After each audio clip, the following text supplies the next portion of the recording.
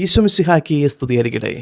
ഇന്ന് മെയ് 1, തൊഴിലാളികളുടെ മധ്യസ്ഥനായ വിശുദ്ധ ഔസേപ്പിതാവിൻ്റെ തിരുനാൾ. നന്മയ്ക്കായി മനുഷ്യൻ നോക്കിയത് കൊട്ടാരങ്ങളിലേക്കായിരുന്നു. കാലങ്ങൾ കഴിഞ്ഞപ്പോൾ കൊട്ടാരത്തിൽ നിന്നും കുടിലിലേക്ക് മാറ്റപ്പെട്ടു.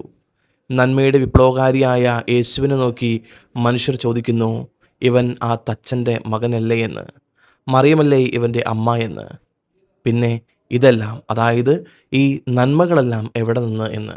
മുതലാളികളുടെ മാളികയിൽ നിന്നും തൊഴിലാളികളുടെ തൊഴിൽശാലയിലേക്ക് നന്മയുടെ ശ്രദ്ധ തിരിക്കുന്ന ലോകത്തിലെ ആദ്യത്തെ തൊഴിലാളി വിപ്ലവം. കൊട്ടാരത്തിലെ മാളിക മുറികളല്ല, തൊഴിൽശാലയിലെ വീർപ്പ് തുള്ളികളാണ് ലോകത്തെ നന്മയിലേക്ക് മാറ്റിമറിക്കുവാൻ പോകുന്ന വിപ്ലവമെന്ന് തങ്ങളുടെ ജീവിതത്തിലൂടെ തച്ചനും മകനും വിളിച്ചു പറഞ്ഞു. പിന്നെ എന്തു വേണം ഈ തൊഴിലാളിയുടെ മധ്യസ്ഥൻ എന്ന് പറയുവാനായിട്ട്? ഔസേപ്പിതാവിനെ പറ്റി പറയുന്ന ഒരു വിശേഷണമാണ് അവൻ നീതിമാനായിരുന്നു എന്ന്. നിയമങ്ങളുടെ നീതി അനുസരിച്ച് ഗർഭിണിയായ മറിയത്തെ കല്ലെറിയേണ്ടവനായിരുന്നു അവൻ. നിയമത്തോട് കൂറ് കാണിക്കേണ്ടവനായിരുന്നു അവൻ. പാരമ്പര്യങ്ങളുടെ പാലകനായിരിക്കേണ്ടവനായിരുന്നു അവൻ. പക്ഷേ ഇതെല്ലാം മാറ്റിവെച്ച് മറിയം അർഹിക്കുന്ന നീതി കൊടുത്തു. അപമാനിതയാകാൻ അവൻ വിട്ടുകൊടുത്തില്ല. ഇതാണ് സുവിശേഷത്തിൻ്റെ നീതി, ദൈവരാജ്യത്തിൻ്റെ നീതി. ചെകിടത്തടിക്കുന്നവന് മറുചെകിടും കൂടി കാണിച്ചു കൊടുക്കുന്ന നീതി. 1 മൈൽ ദൂരം പോകാൻ ആവശ്യപ്പെടുമ്പോൾ 2 മൈൽ ദൂരം പോകുവാനായിട്ട് പറയുന്നവൻ്റെ നീതി. 70 പ്രാവശ്യം ക്ഷമിക്കണമെന്ന് പറയുന്നവൻ്റെ നീതി. വൃക്ഷത്തിൽ ഫലം കണ്ടില്ലെങ്കിലും വീണ്ടും കിളച്ച് വളമിടാൻ പറയുന്നവൻ്റെ നീതി. സ്വത്തെല്ലാം ദൂർത്തടിച്ച് തിരികെ വരുമ്പോൾ കൊഴുത്ത കാളക്കുട്ടിയെ കൊന്ന് അവന് വിരുന്നൊരുക്കുന്നവൻ്റെ നീതി. ഇതാണ് ആ തച്ചൻ്റെ മകൻ്റെ നീതി. ഈ മകൻ പഠിച്ചത് എല്ലാം തൻ്റെ പിതാവിൽ നിന്നും. മാനുഷിക തലത്തിൽ ഒരു കോമാളിയുടെ വേഷം ആടിത്തീർത്തവനാണ് വിശുദ്ധ ഔസേപ്പിതാവ്. കാരണം ഗർഭിണിയായ ഒരു പെണ്ണിനെ സ്വന്തം ഭാര്യയായി സ്വീകരിച്ചു. ആരുടെയോ എന്നറിയാത്ത ഒരു മകനെ തൻ്റെ മകനായി സ്വീകരിച്ചു. സത്രത്തിലും വീടുകളിലും അവർക്ക് 2 പേർക്കും വേണ്ടി കയറിയിറങ്ങി.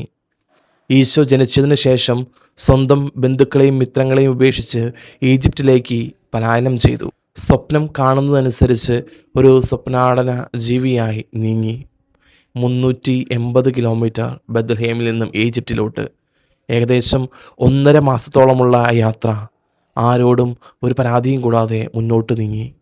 സുവിശേഷത്തിൽ ഒരു വാക്കും മിണ്ടാതെ കടന്നുപോയി. രാത്രിയിൽ ഉറക്കമില്ലാത്ത ദിനങ്ങളായിരുന്നു. ചുരുക്കത്തിൽ പറഞ്ഞാൽ മാനുഷിക തലത്തിൽ കോമാളിയായിരുന്നു, പക്ഷേ ദൈവിക തലത്തിൽ അവൻ ദൈവത്തിന് ഏറ്റവും പ്രിയപ്പെട്ടവനായിരുന്നു. ഞാനും നിങ്ങളും ജീവിച്ചു പോകുമ്പോൾ നമുക്ക് ചിലപ്പോഴൊക്കെ തോന്നാറില്ലേ, നമ്മുടെയൊക്കെ പേര് എവിടെയെങ്കിലുമൊക്കെ എഴുതപ്പെടണമെന്ന്, അറ്റ്ലീസ്റ്റ് നമ്മുടെയൊക്കെ മക്കളുടെ പേരിൽ അറിയപ്പെടണമെന്ന്. പക്ഷേ ഇവിടെ 2020 ഔസേപ്പിതാവിൻ്റെ വർഷമായിട്ട് ആചരിച്ചു. 120 കോടിയിൽ വരുന്ന കത്തോലിക്ക സഭയിലെ അംഗങ്ങൾ ഈ ഔസേപ്പിതാവിനെ വിളിച്ച് അപേക്ഷിച്ചു. ഒരു മാനുഷിക തലത്തിൽ കോമാളിയാണ് എന്ന് പറഞ്ഞപ്പോഴും ദൈവിക തലത്തിൽ അവൻ വലിയവനായിരുന്നു, എല്ലാവർക്കും പ്രിയപ്പെട്ടവനായിരുന്നു. ദൈവപുത്രനായ ക്രിസ്തുവിനെ സംരക്ഷിക്കുവാനും പരിപാലിക്കുവാനുമായി ദൈവം നിയോഗിച്ച മഹാത്മാവാണ് വിശുദ്ധ ഔസേപ്പിതാവ്. അധ്വാനിക്കുന്നവരും ഭാരം വഹിക്കുന്നവരുമായ നിങ്ങൾ എൻ്റെ അടുക്കൽ വരുവിൻ, ഞാൻ നിങ്ങളെ ആശ്വസിപ്പിക്കാം എന്ന തിരുവചനം ഹൃദയത്തിലേന്തി ഈശോയുടെ കൂടെ ജീവിച്ച് കഠിനാധ്വാനത്തിന് മാതൃക കാട്ടിയ വിശുദ്ധ ഔസേപ്പിതാവിനോടുള്ള ആദര സൂചകമായി 1955 മെയ് 1 തൊഴിലാളി ദിനത്തിൽ അഭിവന്ദ്യ പരിശുദ്ധ പിതാവ് 12 പിയൂസ് മാർപ്പാപ്പ അദ്ദേഹത്തെ തൊഴിലാളികളുടെ മധ്യസ്ഥനായി പ്രഖ്യാപിച്ചു.